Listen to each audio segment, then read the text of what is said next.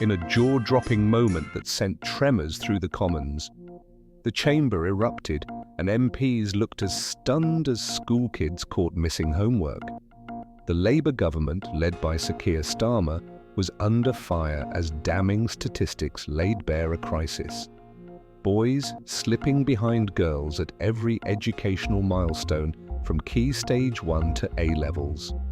The tension was palpable, like watching a kettle about to blow its top. Questions flew. Why are boys being left behind? And more importantly, whose fault is this? It's a pivotal showdown, demanding answers, accountability, and results.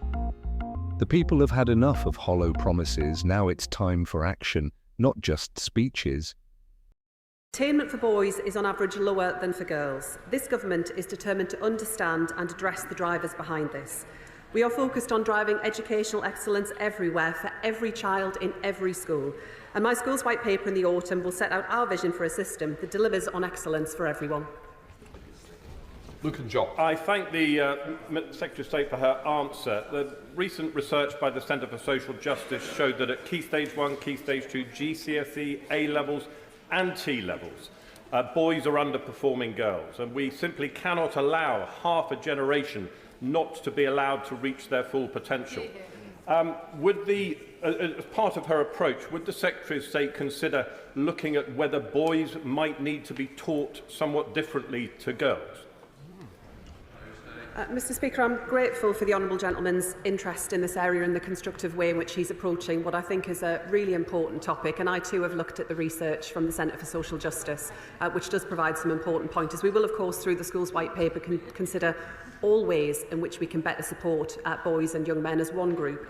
That, Mr Speaker, is because where it comes to free school meals eligible white British boys, we know that their performance is particularly low, and I have to say that is something that we have inherited from the party opposite. Dr. Luke Evans. Thank you, Mr Speaker. The logic behind having a women's minister was the idea that women present and have different problems in society. By that logic, men and boys do too. We know about suicide. We've just heard about education attainment. We hear about health-seeking opportunities. Now, I welcome the men's health strategy, but isn't it time we now have a minister for men and boys to be able to look across government to deal with education, unemployment, suicide and health, to really get to grips with the problem facing young men and boys? Mr Speaker, the honourable gentleman raises some important areas of concern, whether it's around health outcomes, around suicide, around educational outcomes, and the need to better support boys, young men and men right throughout their lives. You'll appreciate, Mr Speaker, that matters of ministerial appointments are for the Prime Minister, so I won't be getting ahead of myself and making any announcements today from the dispatch box. George Simons. Thank you, Mr Speaker. As a boy, Billy Boston dreamed of playing rugby union for Wales and for Cardiff, but he was never selected because he was black. Wigan and Rugby League welcomed him with open arms. And Rugby League has always been a sport that champions equality. It was created by working-class men who wanted to be paid a fair wage. And now, Wigan Warriors women's team have won the Challenge Cup. So will the Secretary of State join me and millions across the North in celebrating Rugby League as a sport that has always judged people by the content of their character and not their race, class or sex, and in congratulating Billy and his family on becoming Sir Billy Boston? I'm grateful, Mr Speaker, and to my honourable friend for his question. I join in my congratulations to Billy and his family. Right across sport, we do want to make sure that no one is held back by outdated stereotypes, whether that relates to their sex, to their race or to their background. And as a government, we're committed to ensuring that all young people have access to high-quality sport and other opportunities. Jonathan Brash. Thank you, Mr Speaker. As a former A-level teacher, one of the concerns that I had, in addition to the disparities between boys and girls in educational outcome, was the disparity in educational choice.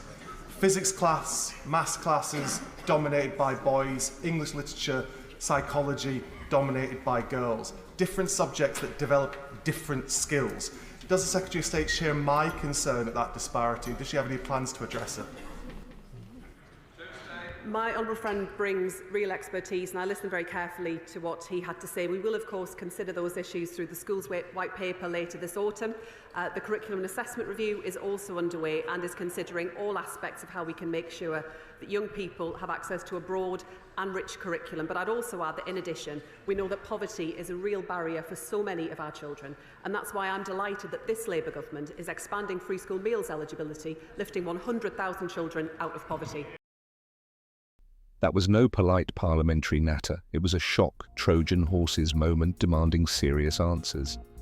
We've seen numbers, admissions of failure, and a government grasping for credibility. But is appointing a Minister for Men and Boys a real solution or just another photo op? Don't let it drift to the backbenches. Stay sharp, stay vocal, and tell us, would a dedicated minister fix the mess? Or is this Labour grandstanding?